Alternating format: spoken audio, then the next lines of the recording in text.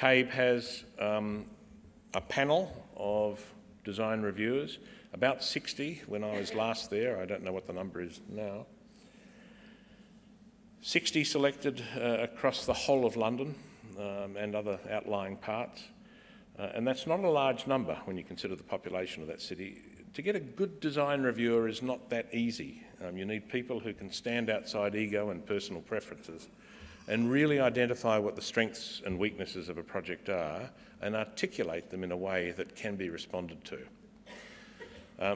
CABE has 2 rooms, this is one, dedicated solely to the purpose of design review, and once a month they hold formal design reviews, and a project might be returned to CABE 3, 4, 5 times before it's deemed to have cycled successfully through the design review process. It's done like clockwork. Everything is prepared beforehand, all the drawings are pinned up. Each project is assigned a CABE officer who will come into the review panel and describe what the issues are with that project so that they're well focused when the review starts. Then the proponents will come in and describe the project. You would normally have, say, 5 or 6 from that panel of 60 selected for a single review with a couple of CABE design reviewers who are part of their full-time staff. And you'll have 3 in the morning and 3 in the afternoon. So they're done speedily, very efficiently. And they don't pull their punches. They're extremely direct. If a project is deemed for whatever reason to be a dog, it's described as a dog, but the reasons are made very clear. You're left in no doubt about what the issues are. This is a review in process. Now, out of it, CABE publishes a series of case studies that demonstrate some of the issues that emerge through the design review process, and they always have, as a rider on it, lessons learned from this particular project. So it is an iterative, accumulative process that they argue for. Once you enter into the formal design review process, the review is posted on the web, so it is made public, and that may deter some from going forward. But if a local authority says you must go to CABE for a design review, people don't balk at that. So this is from that document, the front page, and this is an example that you'll find also on the web page of one project, and again, it ends with lessons learned. So it talks about all the issues. It's rarely a single building that is the subject of a design review. It's more often than not a grouping of buildings and an urban setting. So it's what we've been calling urban design. Through its experience, CABE also puts out a useful little document, how to run a design panel, and many local authorities have taken this up as a matter of course, for the kind of projects that they wouldn't normally direct to CABE for a major review. Now, although CABE does these major reviews once a month, it also does desktop reviews, as they call them, every day, every hour. They do 250 of those a month, they claim. Another document that comes out of CABE that talks about procurement issues and how some processes of procurement may inhibit the realisation of good design and what you might do to overcome those difficulties. They recognise the incredible importance of the client in the process and offer some advice for clients in negotiating with their designers. They do talk about place, they do talk about green space, they talk about planning, they talk about civic qualities. The CABE website is, for those of us in this field, a cornucopia of delights.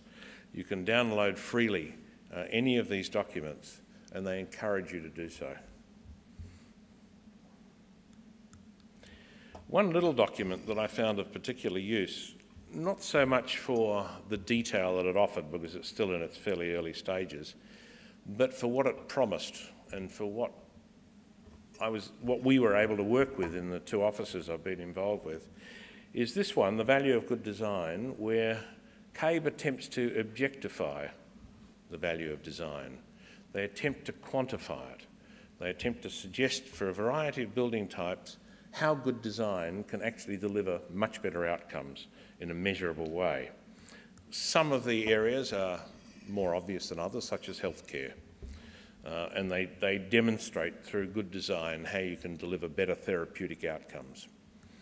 That's just a paragraph from that document. So they talk about shorter hospital stays, they talk about less analgesics. What they also talk about is staff retention, issues that add considerably to the cost of running a hospital. The capital cost of putting up a major healthcare facility is outstripped in a very few number of years by the running costs of that facility. So the more you can build in from the outset advantages that deliver long-term benefits, the much better the long-term outcome. They talk about exactly the same for educational facilities, where you can achieve better educational outcomes in a well-designed environment. And they do it with housing. They talk about an issue that we've already heard touched on.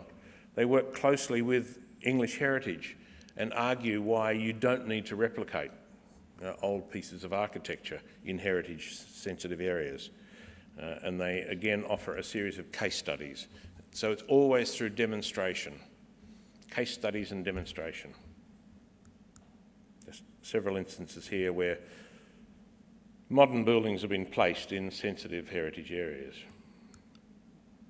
And they talk about value and how good design can bring considerable increase in value to projects. And they do this in some detail, none of which I'll go into in any detail myself now, but this document talks about, this page talks about different kinds of value, how it might be understood and how it might be measured. And another very useful, more recent document is this one, the cost of bad design. And it's come about, I guess, through a certain frustration of perhaps not winning as many hearts and minds as they may have wished through their very rational arguments for the benefits of good design. And they're saying, well, hang on, guys, if we don't pursue good design, this is what it's going to cost us. It will cost our whole community more if we just willy-nilly throw up things that are not as considered as they should be. So bad design costs, good design adds value. That's the mantra that comes out of this document. I'll just let you quickly scan that, but again, all of this is downloadable from their website. So as a summary from CABE, they claim what they have learned. Their key reason for being, they argue, is about improving quality of life for people.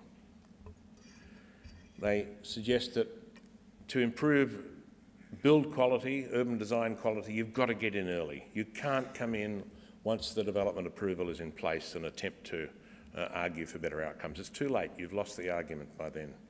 You do need to involve at some point all of the stakeholders. Be very clear about what you're expecting from the project, and as they demonstrate through their design review process, have the confidence to say no. That's a very quick, pithy summary of what CABE has learned. So I found CABE, when initiating the office in Western Australia, to be an extraordinarily useful resource to draw on. There was another useful project that I discovered through, again, web searching, the Pebble project in the United States.